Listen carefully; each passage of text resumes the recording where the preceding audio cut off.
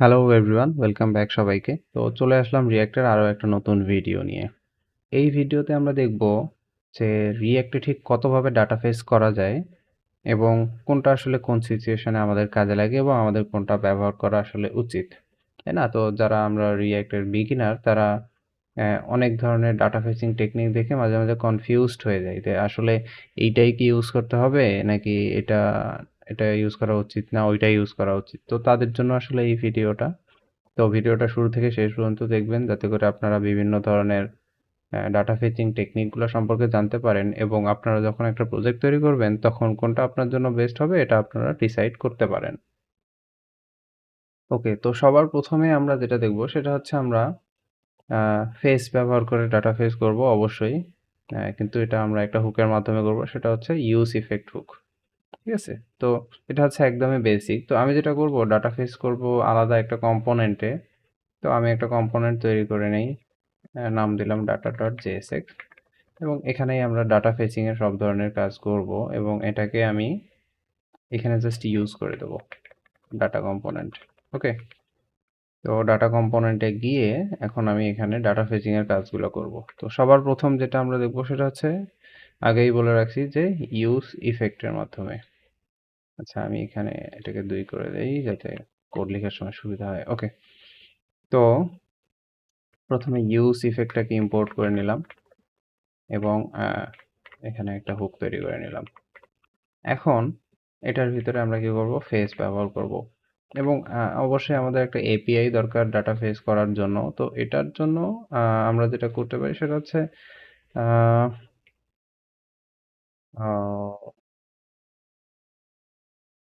Jason place holder এপিআইটা ব্যবহার করতে পারি। ঠিক আছে, তো জেসন প্লেস হোল্ডার লিখে যদি সার্চ করি আমাদের কাছে এই ওয়েবসাইটটা আসবে। তো আমরা এখান থেকে যে কোনো একটা এপিআই নিতে পারি। আমি এই ইউজার্স এপিআইটা নিলাম। এটা হচ্ছে আমাদের লাইভ প্রিভিউটা। এখন আমি এখানে যদি ফেস করি, তো ফেস করার পর আমাদের অবশ্যই ডট দেন লিখে আমরা একটা রেসপন্স পাবো। তো সেই রেসপন্সটাকে আবার জেসনে কনভার্ট করতে হবে এবং তারপরে ডট দেনে আমরা কিন্তু ডাটা পাবো, যেটাকে আমি আপাতত কনসোল ডট লগ করে দেখতেছি যে আসলে ডাটার মধ্যে কি আছে।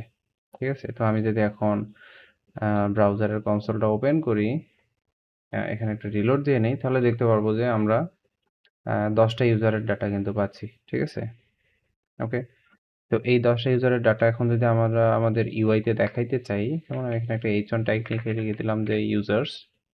তো এই ইউজার্সগুলোকে এখানে দেখাইতে চাইলে প্রথমে আমাদের একটা স্টেট দরকার হবে, ইউজার্স এবং সেট ইউজার্স আর ইউজ স্টেট হুক নিয়ে এখানে একটা এমটি অ্যারে দিলাম, যেহেতু পরবর্তীতে এটাতে আমরা একটা অ্যারে সেট করব। তো আমরা এখানে কনসোল লগ না করে জাস্ট সেট ইউজার্সটাকেই যদি কল করে দেই, তাহলে এই ইউজার্সের মধ্যে ডাটাগুলো চলে আসবে এবং আমরা এখানে একটা ইউএল ট্যাগ নেই যাতে এটাকে ম্যাপ করে দেখানো যায়। তো ম্যাপ করে আমরা কি পাবো, একটা ইউজার পাবো এবং ইউজারকে আমরা একটা লিস্ট আইটেম ট্যাগের মধ্যে দেখাবো। তো আমি আপাতত এখানে ইউজারের জাস্ট নেমটাই শো করাই দিলাম। ঠিক আছে, তো এখন যদি আমি দেখি তাহলে এই যে আমরা ইউজার্সগুলো দেখতে পারতেছি, এখানে 10টা ইউজারের নাম আছে, তাই না? তো এটা হচ্ছে একদমই বেসিক, যেখানে আমরা ডাটা ফেস করে ইউআইতে দেখাইতে পারি। এখন আমরা সেকেন্ড টেকনিকটা যদি দেখি যে এইভাবে আমরা ডাটা ফেস করলে আমরা একটা ফিচার পাচ্ছি না, কিন্তু এটা কি আপনারা বুঝতে পারতেছেন যে কোন ফিচারটা? সেটা হচ্ছে এই যে ডাটাটা লোড হচ্ছে, এটা লোড হইতে কিন্তু একটু সময় লাগে। তো এই যে সময় নেওয়ার আগ মুহূর্ত পর্যন্ত যে ডাটাটা লোড হচ্ছে, এইটাকে আমরা লোডিং স্টেট হিসাবে কিভাবে দেখাইতে পারি? ঠিক আছে, তো আমরা যদি এটাকে একটু হার্ড ওয়েতে দেখি যে আমরা এই অবস্থাতে এই ইউজ ইফেক্ট ব্যবহার করে আমরা লোডিং স্টেট কিভাবে দেখাবো। তো সেটার জন্য আমাদেরকে যেটা করতে হবে, প্রথমে একটা আলাদা স্টেট তৈরি করতে হবে, কনস্ট লোডিং, লোডিং, তারপর সেট লোডিং, তারপরে আবার এখানে ইউজ স্টেট নিয়ে এখানে ফলস লিখে দিতে হবে বা ট্রু লিখে দিলাম প্রথমে, যে ইনিশিয়ালি এটা লোডিং অবস্থাতেই থাকবে। এরপরে আমাদের যেটা করতে হবে সেটা হচ্ছে এই সেট লোডিংটা এখানে ফলস করে দিতে হবে। তারপরে সেট ইউজার্স এখানে ডাটা দিতে হবে, যাতে করে যখন ডাটা ফেস করা কমপ্লিট হয়ে যায় তখন লোডিংটা যেন ফলস হয়ে যায়। তো ইনিশিয়ালি ট্রু থাকতেছে, পরবর্তীতে আমাদের ডাটা লোড হয়ে গেলে আমরা সেটাকে ফলস করে দিচ্ছি এবং এই লোডিং এর ভিত্তিতে আমরা এখানে একটা ইনফরমেশন দেখাই। যেমন আমি just loading dot dot dot লিখে দিলাম যে যখন ডাটা লোডিং অবস্থায় থাকবে তখন যেন এই লোডিং লেখাটা দেখায়, আর লোডিং যখন থাকবে না অর্থাৎ যখন লোডিং ফলস হয়ে যাবে তখন এটা আর দেখাবে না। তো এখন যদি ওয়েবসাইটে যাই, এখানে যদি রিলোড দেই, এই হালকা সময়ের জন্য এখানে কিন্তু একটা লোডিং লেখা আসে, জানি না ওটা বোঝা যাচ্ছে কিনা। তো এটা বোঝার জন্য কিন্তু আমি এখান থেকে যদি নেটওয়ার্ক ট্যাবে যাই এবং এখানে এটাকে নর্মালি এটা নো থ্রটলিং থাকে, কিন্তু আমি এটাকে স্লো 4G করে দিতে পারি। এরপরে যদি আমি রিলোড দেই তাহলে দেখবেন যে ওয়েবসাইটটা লোড হইতে একটু সময় লাগতেছে এবং প্রথমে এখানে ইউজার্স আর লোডিং লেখাটা কিন্তু আসবে। ওকে, লোডিং আসলো, এই যে কিছুক্ষণ পর ডাটাটা আসলো। স্লো 4G করার কারণে সেটা আমরা বুঝতে পারতেছি। যদি নো থ্রটলিং করে দিই তাহলে এটা খুব কম সময়ের জন্য হবে, বোঝাই যাবে না। তো তার মানে আমরা কিন্তু এই ডাটা লোডিং স্টেট কিন্তু তৈরি করতে পারছি এবং ডাটা যে আসলেই লোড হচ্ছে এইটা কিন্তু আমরা ইউজারকে দেখাইতে পারতেছি, তাই না? এখন এই কাজটাকে আরেকটু সিম্পল ভাবে কিভাবে করা যায় সেটাই আমরা দেখব। তো সেটার জন্য আমরা রিয়েক্টের আরেকটা হুক আছে, সেটা হচ্ছে ইউজ নামের হুক, সেটা ইউজ করব, ঠিক আছে? তো আমি যেটা করব সেটা হচ্ছে আমি ফেচের এই কোডটুকু কপি করে নেব এবং আমি অ্যাপ কম্পোনেন্টে চলে যাব এবং এখানে একটা নতুন ভেরিয়েবল নেব, সেটা হচ্ছে নাম দিলাম আমি গেট ইউজার্স এবং এটাকে এখানে পেস্ট করে দিলাম। ওকে, তো গেট ইউজার্সের মধ্যে মাউস ধরলে দেখতে পারবেন এটা কিন্তু একটা প্রমিস, তাই না? ওকে, তো এই প্রমিস ব্যবহার করে আমরা কিভাবে ডাটা ফেচ করতে পারি সেটাই দেখব। তো আমরা একটা প্রমিস পাইছি গেট ইউজার্স, এই প্রমিসটাকে আমরা কি করব, এই কম্পোনেন্টে প্রপস আকারে পাঠিয়ে দেব। যদি এটা আমরা এখানে পাঠাই দেই তখন আমরা যেটা করতে পারবো যে আমাদের এই কোডগুলো কিন্তু এখন দরকার নাই। তো আমাদের ইউজার্সের ডাটা নেওয়ার জন্য ইউজার্স লিখে ইকুয়াল দিয়ে আমরা ইউজ হুকটাকে ইম্পোর্ট করে নিয়ে এইখানে কিন্তু আমরা গেট ইউজার্স লিখে দিতে পারি, কিন্তু তার আগে আমাদেরকে এখানে গেট ইউজার্সটাকে রিস্ট্রাকচার করে নিতে হবে। তো এখন কিন্তু এগুলোর আর দরকার নেই। এখন আমাদের কাছে ডিরেক্টলি ইউজার্স চলে আসে।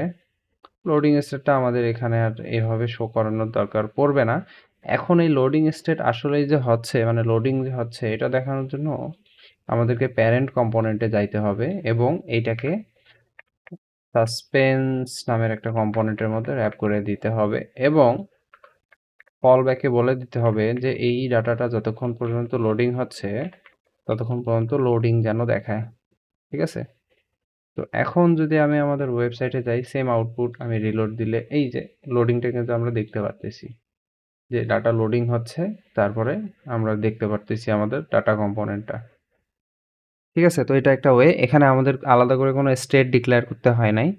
আমরা জাস্ট একটা প্রমিস নিছি, সেটাকে প্রপস আকারে পাঠিয়ে দিছি, আমরা সাসপেন্সের ভিতরে দিয়ে দিছি যাতে করে ফল ব্যাকে আমরা লোডিংটা দেখাইতে পারি এবং ডাটা কম্পোনেন্টে কিন্তু আমরা এটাকে জাস্ট ইউজ করলেই হচ্ছে আমরা ডাটা পেয়ে যাচ্ছি, আর কিছুই করা লাগতেছে না, ঠিক আছে? কোনো স্টেটে রাখা লাগতেছে না, সেট স্টেট কল করা লাগতেছে না, লোডিংকে ফলস করা লাগতেছে না, যেটা আমাদের একটু আগে করতে হচ্ছিল। তো এই হচ্ছে আমাদের কিন্তু প্রথম দুইটা উপায়। তো এগুলা খুবই সিম্পল, আমরা খুব সহজেই করে ফেলতে পারলাম। এখন আসা যাক আসলে নেক্সট পার্টে। যদি কখনো এমন হয় যে আমাদের এই ডাটা ফেচ করাটা আসলে সাকসেসফুল হয় নাই, মানে এইটা যে আসলে সবসময় সাকসেসফুল হবে সেটা কি আসলে আমরা গ্যারান্টি করতে পারি? এমন হইতে পারে ইউজারের ইন্টারনেট চলে গেল অথবা এই এপিআইটা কোনো কারণে সার্ভারটা ডাউন হয়ে গেল, অনেক কিছুই হইতে পারে। তো এই এররটাকে আসলে আমরা এই ওয়েতে কি হ্যান্ডেল করতে পারি? তো এই ওয়েতে যদি আমাদেরকে হ্যান্ডেল করতে হয় তাহলে আমাদেরকে অনেক কিছু করতে হবে। যেমন আমাদেরকে প্রথমত এখানে একটা অ্যারো ফাংশন তৈরি করতে হবে। তারপরে আমাদেরকে এখানে এটা ফেচ করে এটাকে কি করতে হবে? আমাদেরকে এটা অ্যাওয়েট করতে হবে। Await face. তো আমরা অ্যাওয়েট ফেস করলে একটা রেসপন্স পাবো। এটাকে অ্যাসিঙ্ক করে নিতে হবে। ঠিক আছে? এরপরে আমাদেরকে এখানে রিটার্ন করতে হবে response.json। এখন আসলে এই যে এররটাকে হ্যান্ডেল করার জন্য এখানে আমাদেরকে আবার ট্রাই লিখতে হবে। ট্রাই এর ভিতরে এই কোডটা দিতে হবে। এটা যদি সাকসেসফুল না হয় তাহলে আমরা ক্যাচ পাবো। সেই ক্যাচের ভিতর থেকে আমাদেরকে এরর হ্যান্ডেল করতে হবে। হয়তোবা সেটার জন্য আমাদেরকে আলাদা করে একটা স্টেট নিতে হবে, এরর স্টেট এবং set error state, use state. তো আপাতত এটা এমডি স্ট্রিং থাকবে। পরবর্তীতে আমরা এখানে সেট এরর কল করে লিখে দেব সামথিং ওয়েন্ট রং। তারপরে এই এররটাকে আমাদেরকে এখানে কোথাও শো করাইতে হবে বা এরকম কিছু একটা, তাই না? তো এটা আসলে অনেক একটা লেন্দি প্রসেস হয়ে গেল। বারবার আমাদের এই স্টেট ডিক্লেয়ার করা লাগতেছে। এখানে ট্রাই ক্যাচ চলে আসলো। ম্যানুয়ালি আমাদেরকে এররগুলো হ্যান্ডেল করতে হচ্ছে। তো এই জিনিসটাকেই আসলে আরো সিম্পল ভাবে করার জন্য আমরা কিন্তু একটা লাইব্রেরির হেল্প নিতে পারি। ঠিক আছে? তো সেই লাইব্রেরিটার নাম হচ্ছে tan stack query। তো আমরা যদি গুগলে সার্চ করি tan stack query লিখে, তো আমরা এই প্রথম যে লিঙ্কটা পাবো এটাই কিন্তু আমরা ইউজ করব। ঠিক আছে? তো এখানে ক্লিক করলাম। লোড নিতে একটু সময় নিচ্ছে।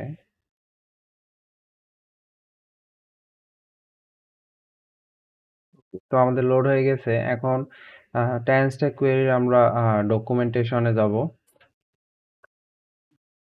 ডকুমেন্টেশনে যাওয়ার পর এখানে আমরা এগুলো পড়ে দেখতে পারি। তো এগুলো পড়ার আগে আমরা কি করব, ইনস্টলেশনে চলে যাব। ঠিক আছে? ইনস্টলেশনে এখানে ইনস্টল করার ওয়েগুলা তারা বলে দিছে। যদি আপনি npm ইউজ করেন তাহলে এটা কমান্ড রান করবেন। pnpm ইউজ করলে বা বান ইউজ করলে, তো আমি যেহেতু yarn ইউজ করতেছি আমি এই কমান্ডটা রান করব। ঠিক আছে? তো আমি আমার VS কোডের টার্মিনালে যদি যাই এবং এই কমান্ডটাকে পেস্ট করে রান করে দেই, তো আমার কিন্তু tan stack query ইনস্টল হয়ে যাবে। ঠিক আছে? তো আমার ইনস্টলেশন সাকসেসফুল। এরপর আমাকে যেটা করতে হবে সেটা হচ্ছে কুইক স্টার্টে যদি আমি যাই, তো কুইক স্টার্টে আমাকে এখানে কিছু কোড লিখে দিছে। তো এত কোড আমাদের দরকার নাই। সিম্পল ভাবে আমি যেটা করব সেটা হচ্ছে আমি আমাদের হচ্ছে main.jsx এর এখানে আসবো। এখানে অলরেডি আমি কিছু কোড লিখে রাখছিলাম, এগুলোকে রিমুভ করে দেই যাতে করে বুঝতে সুবিধা হয়। তো নরমালি এটা এই অবস্থায় থাকে। তো আপনাদেরকে যেটা করতে হবে সেটা হচ্ছে প্রথমে একটা কোয়েরি ক্লায়েন্ট তৈরি করতে হবে। const query client। তো কোয়েরি ক্লায়েন্ট হচ্ছে নিউ কোয়েরি ক্লায়েন্ট। তো একটা কোয়েরি ক্লায়েন্ট তৈরি করে নিতে হবে, যে ক্লায়েন্টের মাধ্যমে আমরা কোয়েরিগুলো করব। এরপরে আমাদেরকে এই অ্যাপ্লিকেশনটাকে অর্থাৎ অ্যাপ কম্পোনেন্টটাকে কোয়েরি ক্লায়েন্ট প্রোভাইডার দিয়ে র্যাপ করে দিতে হবে। তো কোয়েরি ক্লায়েন্ট প্রোভাইডার, ওকে। তো কোয়েরি ক্লায়েন্ট প্রোভাইডারের ভিতরে আমাদের অ্যাপ নিয়ে যেতে হবে। এরপর এখানে বলে দিতে হবে যে আমরা ক্লায়েন্ট হিসাবে এই তৈরি করা কোয়েরি ক্লায়েন্টটাকে ইউজ করব। তো এই হচ্ছে আমাদের সেটআপ। তো সেটআপ কমপ্লিট হয়ে গেছে। এখন আমরা যদি ডাটা ফেচ করতে চাই সেটা আমরা কিভাবে করব? তো আমাদের এখন কিন্তু আবার এই সব জিনিসের দরকার নেই। ঠিক আছে? সব বাদ দিয়ে দিলাম, এটাও বাদ দিয়ে দিলাম, ফল ব্যাক বাদ দিয়ে দিলাম, সাসপেন্স বাদ দিয়ে দিলাম, এটাও বাদ দিয়ে দিলাম। এগুলা জিনিসেরও কোনো দরকার নাই। তো এখানে আপাতত আমরা কিছুই লিখবো না, শুধু এটা। এরপরে ডাটা কম্পোনেন্টে চলে যাই। ডাটা কম্পোনেন্টে আপাতত ইউজার্স বলতে কিছু নাই এবং এই জিনিসটাকে আমরা কমেন্ট করে রাখতে পারি। প্রপস এরও দরকার নাই, সবকিছু জাস্ট ক্লিন আপ করে নিতেছি। ঠিক আছে? এইসব কিছুরই দরকার নেই। তো প্রথমে যেটা করতে হবে, আমরা একটা ভেরিয়েবল নিয়ে নেব। এখানে আপাতত একটা অবজেক্ট দিয়ে আমরা বললাম যে আমরা ইউজ কোয়েরি হুকটা ব্যবহার করব। তো এই ইউজ কোয়েরি হুকটা হচ্ছে tan stack query এর প্রোভাইড করা একটা হুক। দেখতেই পারতেছেন যে এটা tan stack query থেকে আসতেছে। এখানে আমাদেরকে একটা অবজেক্টের মধ্যে কিছু ইনফরমেশন দিতে হবে। প্রথমটা হচ্ছে কোয়েরি কি। তো কোয়েরি কিটা আপাতত বোঝার দরকার নেই, এটা আমরা পরে বুঝবো। আমি আপাতত এখানে লিখে দিলাম টুডুস। ঠিক আছে? এরপরে আমাদের দিতে হবে কোয়েরি ফাংশন। তো এই কোয়েরি ফাংশনে আসলে মেইনলি ডাটাটা ফেচ করা হবে, তাই না? তো এখানে একটা অ্যারো ফাংশন নিয়ে আমরা এখান থেকে রিটার্ন করব ফেচ, এবং সেই ফেচের ভিতরে আমাদেরকে কি দিতে হবে, যেই এপিআইটা ফেচ করব সেটার লিঙ্কটা দিতে হবে। তো সেটাই কপি করে এখানে দিলাম। তারপরে আমরা একটা রেসপন্স পাবো, যে এই রেসপন্সটাকে আমাদের response.json এ কনভার্ট করতে হবে। ওকে, ডান। তো আমরা চাইলে এখানে রিটার্ন না লিখে এটাকে এক লাইনেও লিখতে পারতাম এভাবে। তো সেটাও করা যায়। ঠিক আছে?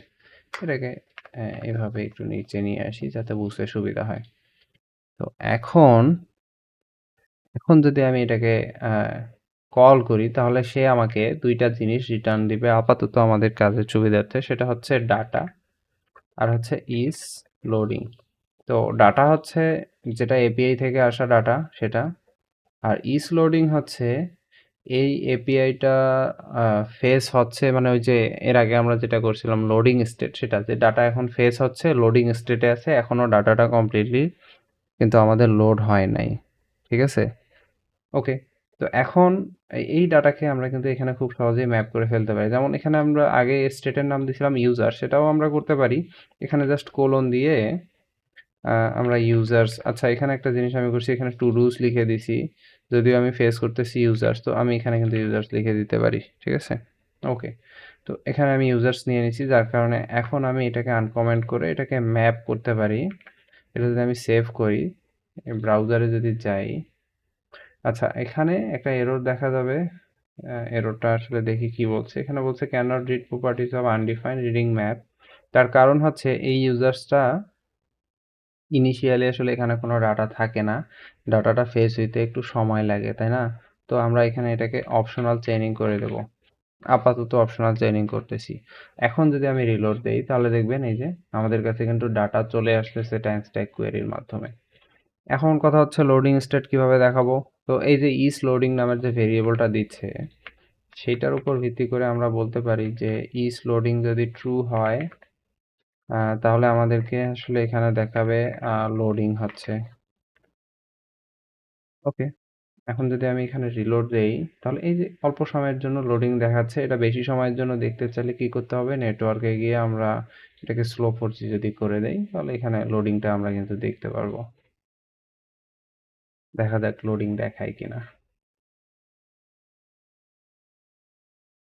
এই যে লোডিং দেখাচ্ছে তারপরে ডাটা আসতেছে। তার মানে কি আমাদের লোডিং স্টেটটাও কিন্তু প্রপারলি কাজ করতেছে। আর এররের যে বিষয়টা যে এই এপিআই থেকে আসলেই কোনো এরর হইছে কিনা সেটা আমরা কিভাবে এটা দিয়ে ট্র্যাক করব? সেটা হচ্ছে আমরা ইস এরর নামের কিন্তু একটা এখানে ফাংশন পাচ্ছি। অথবা দেখেন ইস লোডিং এররও আছে। তো আমরা যদি এই যে ডাউন অ্যারো দিয়ে এগুলাতে আসলে ফোকাস করি, আপ ডাউন অ্যারো দিয়ে তাহলে বলতেছে it will be true if the query failed while fetching for the first time. অর্থাৎ এইটা তখন ট্রু হবে যখন এই ডাটাটা ফার্স্ট টাইম ফেস করার সময় এরর আসবে। সেকেন্ড টাইম যদি এরর হয় তাহলে এটা ট্রু হবে না, এটা ফলস থাকবে। এটা যদি দেখি এটা হচ্ছে if the query failed while refetching. তো ডাটাটা সেকেন্ড টাইম ফেস করার সময় বা থার্ড টাইম ফেস করার সময় কোনো এরর হইলে এটা ট্রু হবে। আর ইস এরর এটা হচ্ছে এটা ট্রু হবে যদি কোনো প্রকার এরর হয় এই কোয়েরিটা ফেস করার সময়, তাই না? তো ট্রু হবে যদি হচ্ছে রেজাল্ট ইন অ্যান এরর। আর হচ্ছে মানে অনেক কারণে এরর হইতে পারে। এখানে অনেকগুলো পয়েন্ট দিয়ে দিছে। তো আমরা সবসময় এটাই ইউজ করব যে কোনো প্রকার এরর হইলেই যেন আমরা বুঝতে পারি। তো এখন আমরা জাস্ট এখানে বলে দিতে পারি যে যদি এরর হয় তাহলে এখানে দেখাবে ফেইলড টু লোড ডাটা, তাই না? তো হয়ে গেল। এখন যেহেতু আমরা আসলে এররটাকে সিমুলেট করতে পারতেছি না, আচ্ছা দেখি সেটা আমরা পারি কিনা। আমরা যদি এখানে এপিআইতে আন্দাজে কিছু একটা লিখে দেই তাহলে কি হয়? এমটি অবজেক্ট দেয়, কোনো এরর দেয় না। তো আমরা যদি এমন কোনো একটা এপিআই ফেস করার চেষ্টা করি যেটা আসলে এক্সিস্টই করে না, ধরা যাক এখানে আমি লিখে দিলাম example.com/users, তাই না? এখন দেখি আমরা এটা ফেস করলে কি হয়। এখন লোডিং হচ্ছে, লোডিং হচ্ছে। লোডিংই দেখাচ্ছে। এখনো লোডিংটা আসলে সাকসেসফুল হয় না। এই যে দেখেন যে অনেকবার সে কিন্তু এখানে আমরা যদি দেখি যে অনেকবার ডাটা ফেচ করার চেষ্টা করছে ৪ বার, ট্রাই করে পারে নাই। তারপর তখন আমাদেরকে বলছে ফেল টু লোড ডাটা। তার মানে আমরা কিন্তু সহজেই এররটাও হ্যান্ডেল করে ফেলতে পারতেছি এক্সট্রা কোনো কোড না লিখে। জাস্ট একটা ভেরিয়েবলের মাধ্যমে কন্ডিশনাল রেন্ডারিং এর মাধ্যমে। তাহলে বুঝতেই পারতেছেন যে এটা আসলে কত পাওয়ারফুল। আমাদেরকে কোনো প্রকার স্টেট ডিক্লেয়ার করতে হয় না। তো এখন আপনারা এই ৩ টা বিষয় সম্পর্কে জানলেন যে কতভাবে আমরা ডাটা ফেচ করতে পারতেছি রিঅ্যাক্টে। তো খুবই সিম্পলভাবে কিন্তু আপনারা এগুলা ইউজ করতে পারেন। এখন মোট কথা হচ্ছে কোনটা কখন ইউজ করবেন। তো প্রথমত যদি কখনো এমন সিচুয়েশন হয় যে শুধু ডাটা ফেচ করতে হবে, এরর হ্যান্ডলিং, লোডিং স্টেট নিয়ে কোনো ঝামেলা নাই, ইউজ ইফেক্টের ভিতরে ফেস এটা ইউজ করেন। যদি লোডিং স্টেটটাই শুধু দরকার হয় তাহলে ওই যে ইউজ হুকটা ব্যবহার করেন প্রমিসের মাধ্যমে। আর যদি একদম অ্যাডভান্স লেভেলের অ্যাক্সেস আপনার দরকার হয় তখন আপনি এই ট্যান্স ট্যাগ কোয়েরিটা ব্যবহার করতে পারেন। এখানে আপনি আগের সব ফিচারও পাচ্ছেন, এক্সট্রা ফিচারও কিন্তু পাচ্ছেন। যেমন এখানে আমি যদি এমনটা বলে দেই, দেখেন আমরা এখানে বলে দেই যে আম রিভ্যালিডেট সরি রিফেস ইন্টারভাল, তাই না? রিফেস ইন্টারভাল। তো রিফেস ইন্টারভালটা কি? এটা হচ্ছে একটা নাম্বার আ যেটা আমরা এখানে মিলি সেকেন্ডে দিতে পারি। তত মিলি সেকেন্ড পর ডাটা অটোমেটিক্যালি ফেস হবে। তো আমি যদি এখানে 1000 লিখে দেই, 1000 মানে হচ্ছে 1 সেকেন্ড। অর্থাৎ 1 সেকেন্ড পর, পর সে এই এপিআইটাকে ফেস করতে থাকবে। আর আমাদেরকে ডাটা দিতে থাকবে। তো এইটা তো ফেস করা যাবে না, কারণ এটা কাজ করে না। আমি এখানে ইউজার্স লিখে দিলাম। তো দেখেন এখন আমি যদি এখানে রিলোড দেই, তাহলে দেখবেন প্রতি 1 সেকেন্ড পর, পর ডাটা ফেস হইতেই আছে। আর সেটা কিন্তু এখানে আপডেটও হবে। ঠিক আছে? তো যেহেতু একই ডাটা আসতেছে আমরা বুঝতে পারতেছি না। যদি কখনো আপনাদের এমন কোনো এপিআই হয় যেটা প্রতি সেকেন্ডে, সেকেন্ডে চেঞ্জ হয়, সেটাকে আপনারা এইভাবে ফেস করতে পারেন। তাহলে সার্ভারে বা ব্যাকএন্ডে ডাটা চেঞ্জ হইলে অটোমেটিক্যালি আপনি 1 সেকেন্ড পর, পর এখানে দেখতে পারতেছেন। ঠিক আছে?